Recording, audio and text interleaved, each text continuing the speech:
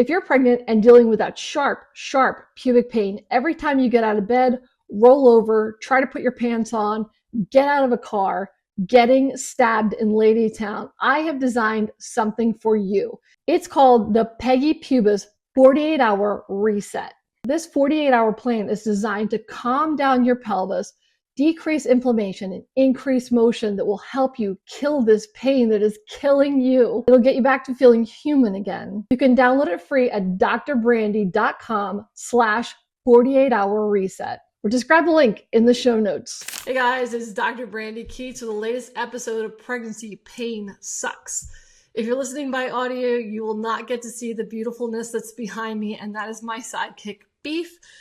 He has been there for the last 20 minutes, pondering his life choices, I guess, meditating in the background of our video, but he's going to bring good energy to this podcast. I hope and trust that everybody had an amazing Thanksgiving.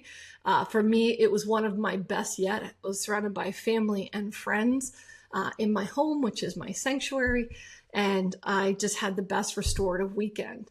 What I wanted to talk about today is so critically important, and it's been on my mind. I've been one of these type of people over the last 25 years since owning a business. This is the first season that I had sold my practice in September. I'm still there, but it's always been something that I have been very geared toward goals. Even before I owned a business, but especially after I started owning a business, very into goals for the new year. I don't make resolutions, I make aims. And in recent years, I have gone with that to just go down to a word or a vision. So last year, my word was brave.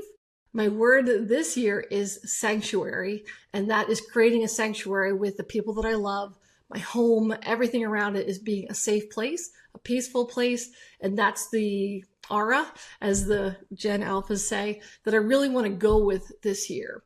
So in going with goals and talking about this time of year, this is the perfect analogy for what I talk to patients about being ready in birth.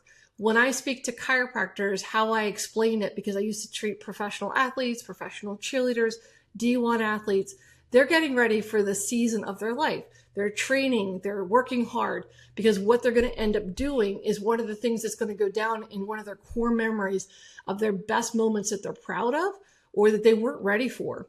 And for a lot of women, I equate giving birth to one of the most athletic events of your life.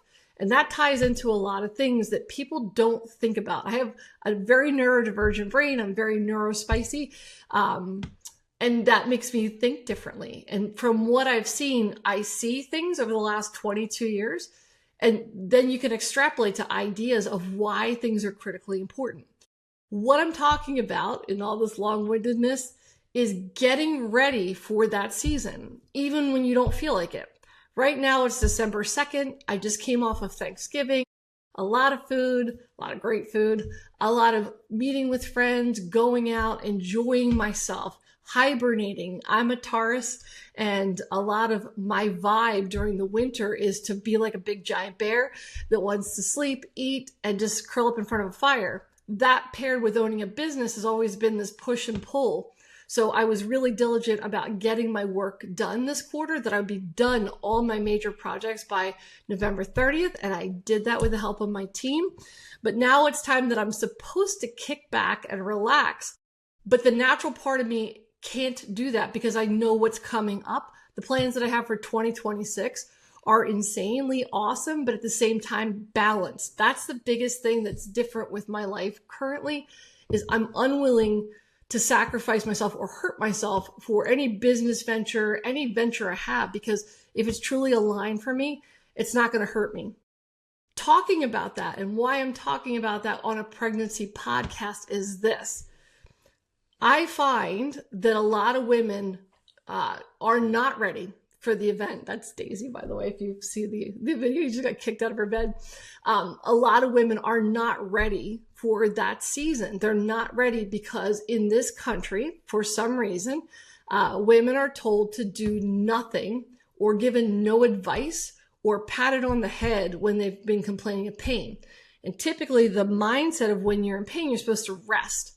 Resting is the worst thing that you can do 99.99% of the time, because motion is life. And I know I'm talking in circles, but let's bring it home. If a woman is told to do nothing, if you're catered to and told that you're just supposed to sit around, unless you're on bed rest or something legitimate like that, if you think that pregnancy is a time to lay around and to get a lot of DoorDash and to lounge on the couch, it's going to bite you. And the reason I say that with that intensity is that if your body is not ready to accommodate for birth, open up, be able to move, have your ligaments and tendons ready for birth, just like an athlete, what you're essentially doing is restricting the motion that your body can accommodate for during birth. The thing that I want to say with that, and the reason that I'm bringing that up today, of all days of going into the holiday season, is right now with my mindset of selling my business and really wanting to embrace the season and to eat all the cookies and to skip the gym, is right now I'm frankly tired after this year. It has been one of the most emotional years of my life, in a good way and in a bad way. It's a breaking of who I was. I think 2024 was a breaking of who I was, which is what you guys are going through during pregnancy. You're breaking the person that you were to unlock or to unleash a new version of yourself. And I think we do that throughout our lives. In this season, what I'm doing or what I'm feeling is I'm tired. I'm frankly really tired and I need to rest. By 4:30 every day, I'm exhausted because of the emotional and physical load that I had this year. I really need my body to rest.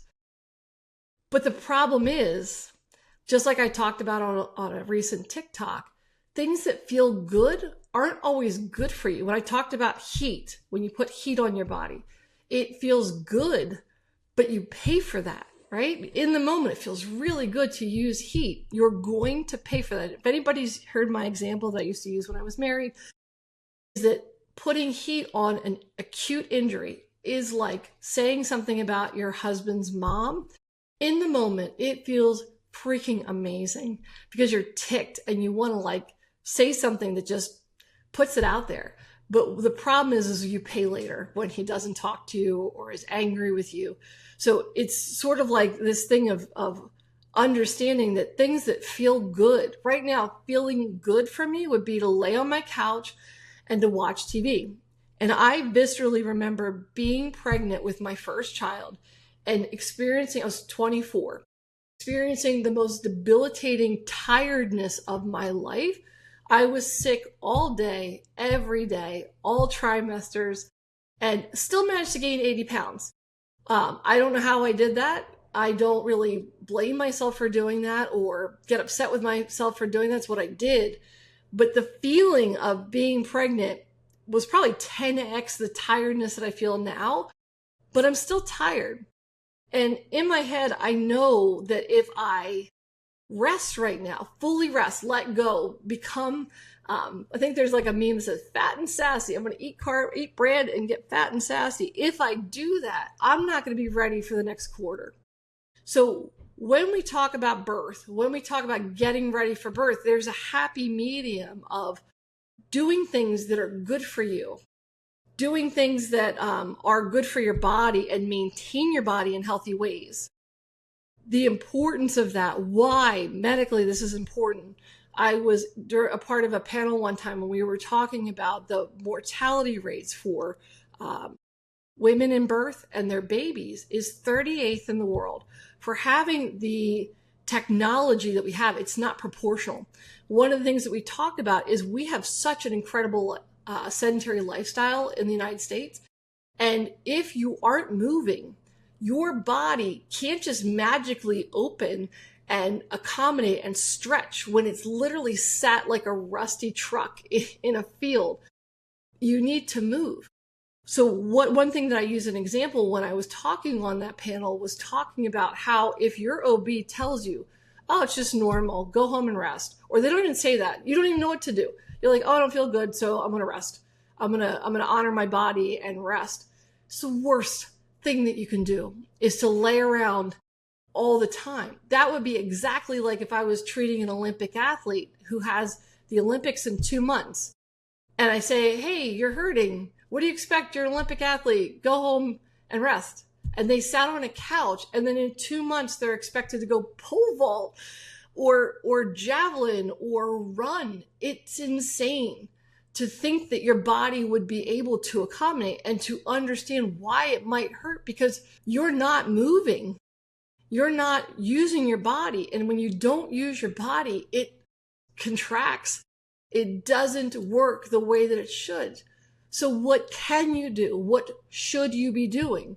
What you should be doing is getting out and taking gentle walks. If you had an exercise program before you got pregnant, make it a priority. If you're tired at the end of the day, maybe move it to the beginning of your day. But you need to invest in moving. And as somebody who didn't exercise for a lot of years, and transparently, last night my fiance and I got dressed to go to the gym, and we had something with a business venture that we're in that we diverted happily to not go to the gym because both of us were tired by the time we were done. I get it. And will we pay for that later by not hitting our goals or not feeling our best or being worn down? Yes. So I need you to think a little differently and maybe not putting two things together. You need to do something. If it's cold outside and it's snowy, and you guys, your weight of balance is supposed to be snowing today. It's not in Pennsylvania. Your weight of balance is off. So yes, are you at a higher propensity when it's ice and snow outside to fall? Yes. So throw on a video or YouTube on your computer and do yoga. March in place. Walk around your house. Throw on some Taylor Swift, which I do embarrassingly, and I love her secretly. Throw that on and clean your house. Move your hips, move your legs, move the areas that are in pain, because when you don't move, it's never going to get better. The way that you move is gently and moving the tissue so that the stuff that's bad that's trapped in your lower back or your upper back gets out. So I just wanted to give some thought to that. It's a big jumbled mess, but here's the TRDL. I forget what that is. I don't even know what this stands for, but here's the down low of what I'm trying to say. Your body needs movement. If your body hurts, it's because you're not moving or you lack the infrastructure in your body, the core strength, to be able to accommodate sitting at this desk for hours or sitting with my lower back with a big belly in front of me that's a lot of weight that's pulling on my lower back. Your back and your upper back needs to accommodate. If I have pain going down my arm, I need to do some stretches. I need to do some movement. You need to move. Motion is life. Your body is screaming when it's not moving. That doesn't mean that you need to do this heavy ass exercise program or sign up for CrossFit or get a trainer. Just simply put into your schedule movement. If you don't think that you have time, and I'm speaking to myself right now for last night, missing that workout, put on 2 of your favorite songs and just commit every day. I have one of these like Pomodoro timers. Commit to every day. Setting a timer for 2 songs. It's 10 minutes. Start there. Start moving. If you have any sharp pain, or as I said, if you're on bed rest or restricted movement, ignore what I'm saying. Follow what your OB says. But a simple 10-minute, throw on your favorite song, hype yourself up, move around, just do some stretches. It doesn't have to be perfect. You don't need to put on a beautiful aloe set, which I love, and look fabulous. You could be wearing your sweats or your pajamas. But the more that you move, the more that you're going to get ready for birth so that your body can accommodate, your body can open up. But I highly encourage you and myself, when you're tired from wanting to hibernate with winter, it's really, really important all year round to do movement. In future upcoming episodes this month, I'm going to be talking about, do you diet when you're on a pregnancy journey? For me, as I mentioned in next week's episode, I'm going to be talking about how I gained 80 pounds with my first pregnancy And on my second pregnancy, my OB basically told me, you can't gain any weight. What do? How do you handle that? What's the best practices that are healthy, balanced, and get results that you're not gaining 80 pounds? What things I did wrong, how I did that, which is impressive to gain 80 pounds throwing up every day. The next episode that we're going to talk about that you guys have a lot of questions about is, are we talking about starting a new exercise plan with different trimesters? What can you do? What's advisable? What is smart during pregnancy? And then at the end, at the last week, we're going to talk about setting goals. Setting goals with your pregnancy is really important. And I want to make that fun. I want you to experience all the things. And a lot of us don't put a lot of thought into how we want things to go because we don't know.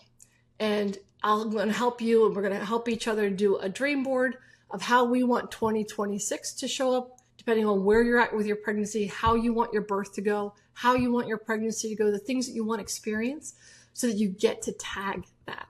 That's the most important thing. I really want to work with you guys next year in 2026 is to teach you not only pregnancy. Pregnancy is my jam. Pregnancy is my thing. I love talking about pregnancy. But where I really want to talk to you is somebody who's 52 years old, who really, in some ways, didn't do it right. And with my kids, with my pregnancy, with my partner at the time, what things could I have helped with? What things could I have done better so that you're aware? Because when you're not aware, you don't know. And if I can bring some awareness to you and some really simple, safe tools, then I've done my job in 2026. And I look forward to talking to you all this next year and helping you have the best pregnancy ever because you deserve it. Again, this has been Dr. Brandie Keats with Pregnancy Pain Sucks, hoping to turn that around for you this year so that you can actually enjoy your pregnancy.